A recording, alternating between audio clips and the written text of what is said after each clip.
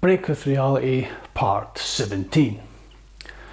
"Oh, for fuck's sake," murmured Gavin. He looked down at the thin, watery vomit on his chest and felt the pain in his arse and lower back sitting planted on the floor outside the cabin. He cursed the blood he'd slipped on that seemed to be everywhere. Now it had soaked into his white shell-suit bottoms. "Just fucking knew as well," he said, struggling up and pulling the thin material around so he could inspect how he looked from behind. More puke was coming now, and the queasy feeling in his stomach reminded him of the urgent task at hand. He needed to get outside into the fresh air and spew.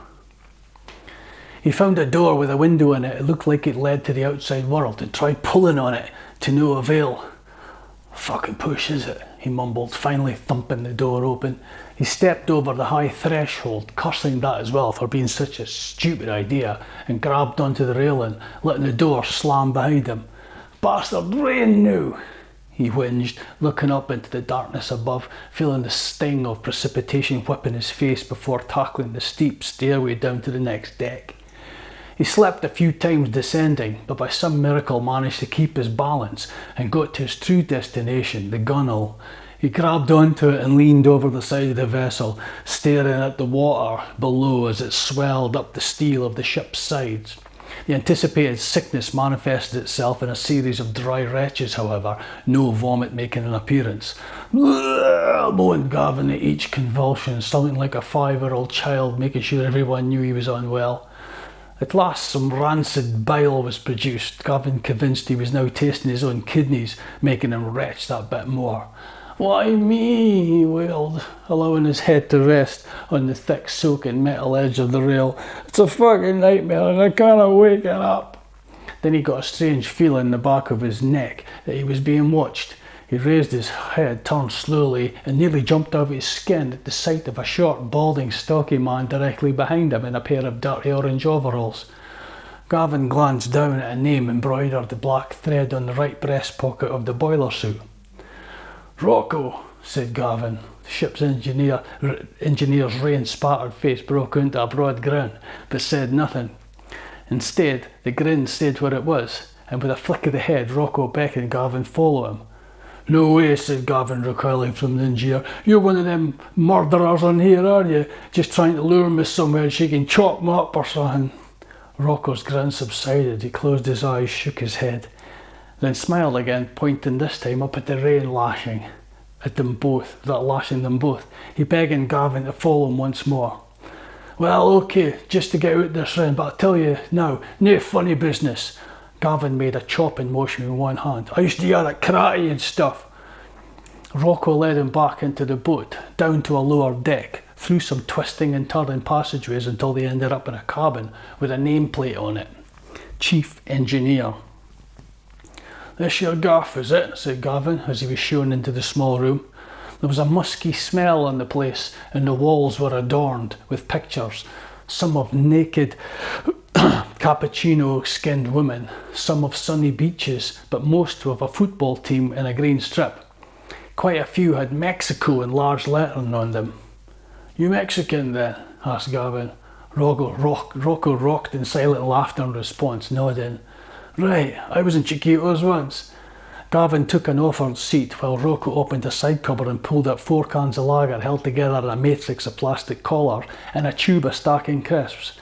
"Fucking Pringles," said Gavin, eyes lighting up at the sight of the snack.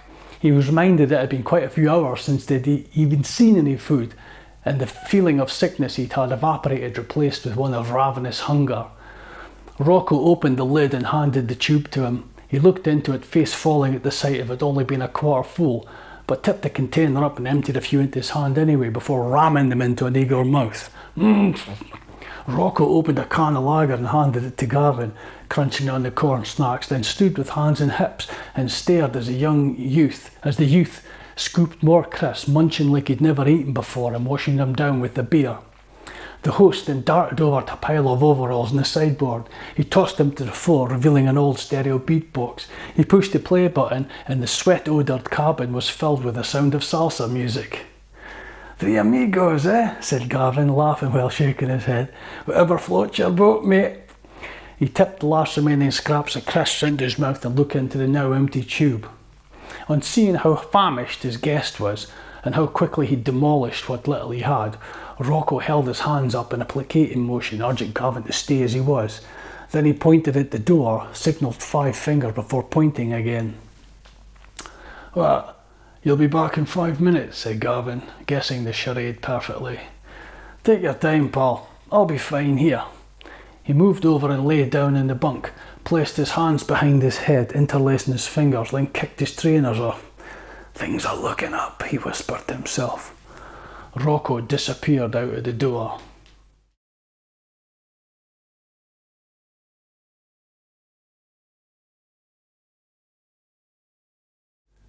Dougal slammed the handle down and tugged at the door with all he had.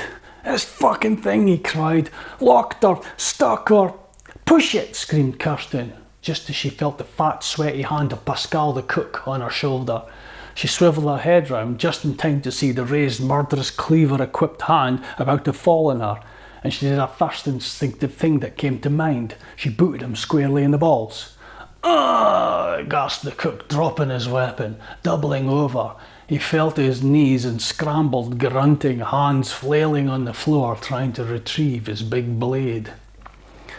With a final push in the right direction, this time, and applying a shoulder to the task, Dougal burst the door open and staggered over the threshold.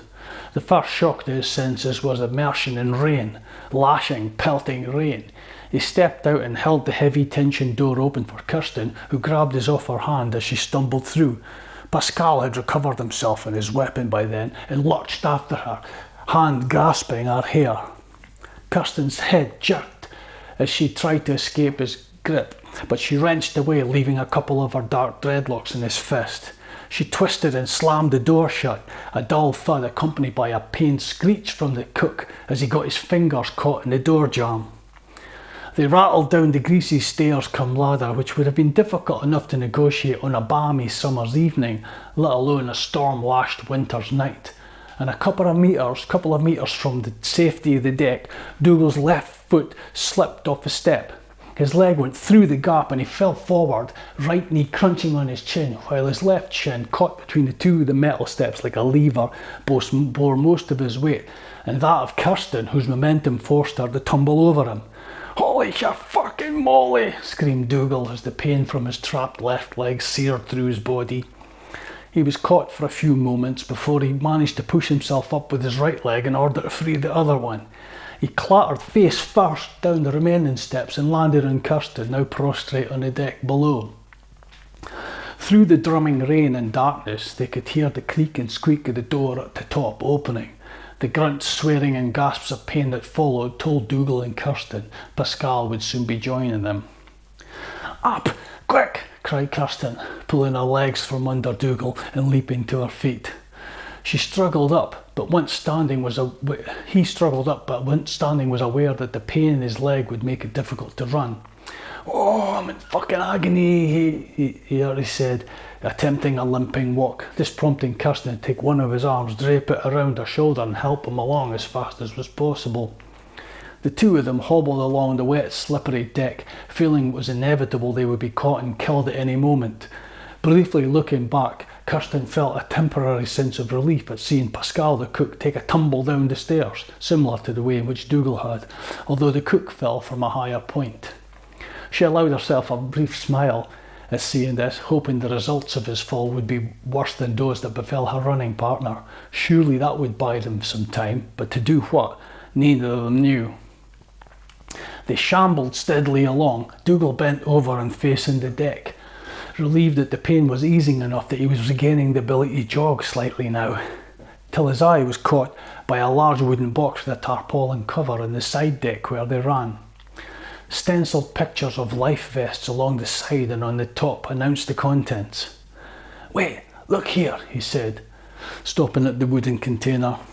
He went behind it and pulled a wooden toggle on the knotted cord that held the tarpaulin down, which released the covering. Kirsten guessed what he was up to, joined him round the back and helped pull the tarp open. Looking inside, they were happy to see the metre-deep, 3-metre-long box was only half filled with life jackets. "In?" she asked.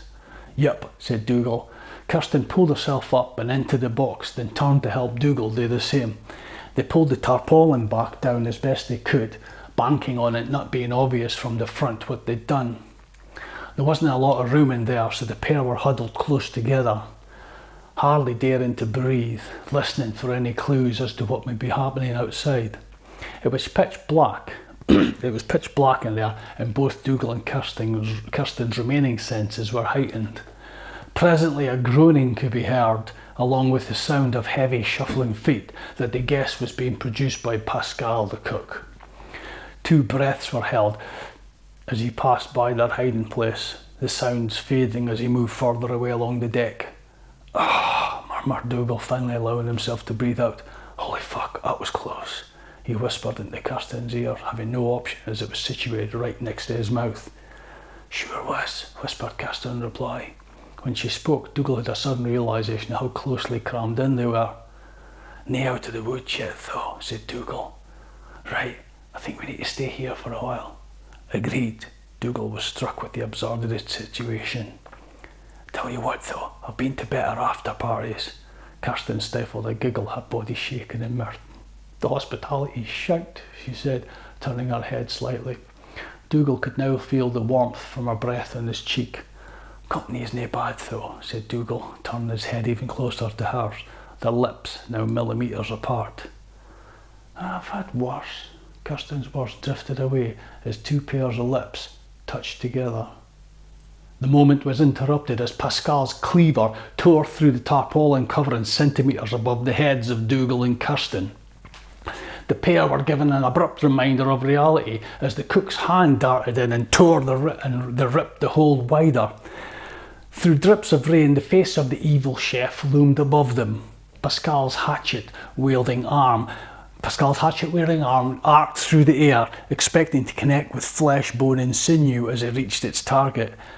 It was met with a dull thud, however, as Kirsten pulled up a life jacket above her head with milliseconds to spare. She threw the cleaver-embedded flotation device back in Pascale's face, and Dougal seized the opportunity that the cook's confusion and unarmed state gave them by springing up and launching himself straight at the fiend, headbutting him in the chest. Pascale toppled and crashed to lay alongside the hatchet-lord lifesaver on the deck. Kirsten and Dougal scrambled out of the box and ran towards the stern of the boat, followed closely by the bloodthirsty Pascale, having recovered his weapon. They ran till there was nowhere left to go.